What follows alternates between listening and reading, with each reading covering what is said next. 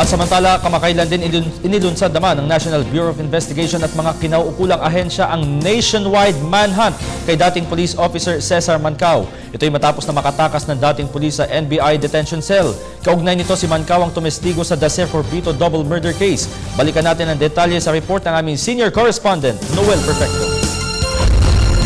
Isang nationwide manhunt ang iniutos si Justice Secretary Laila De Lima sa lahat ng mga operatiba ng hustisya kasama ng National Bureau of Investigation at Immigration frontliners sa mga ports at airports sa bansa para sa mabilis sa dating star witness ng gobyerno sa kasong Dacer Corbito double murder case.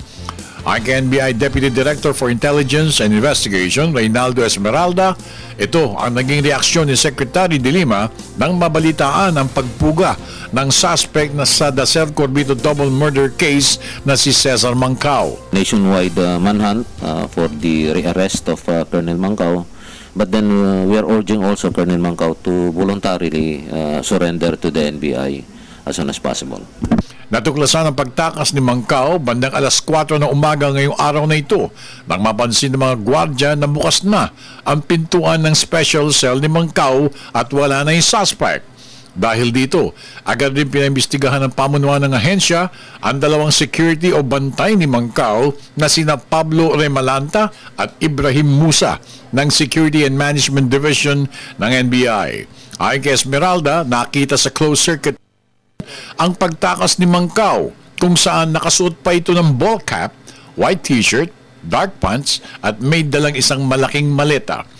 Nag-iwan din ng isang liham si Mancao sa kanyang side table sa loob ng kanyang selda kung saan nakasaad na pangalagaan ng kanyang mga naiwang gamit at siya umano'y isang biktima ng inhustisya. Being investigated and under custody and only before 5 o'clock this afternoon, we're going to file charges against them. Base sa report, napag-aralan maigi ni Mancao ang kanyang pagtakas at hinihinalang ang nakatakdang paglipat nito sa Manila City Jail ang siyang naging hudyat ng kanyang pagpuga. Dahil dito, nanawagan rin si Esmeralda kay Mancao na sumuko na lamang ng mahinahon sa mga otoridad.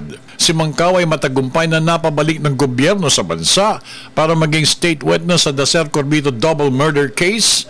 Ngunit, nung makita ng Supreme Court ng ibang rason at itinuring si Mancao na isang suspect sa kaso.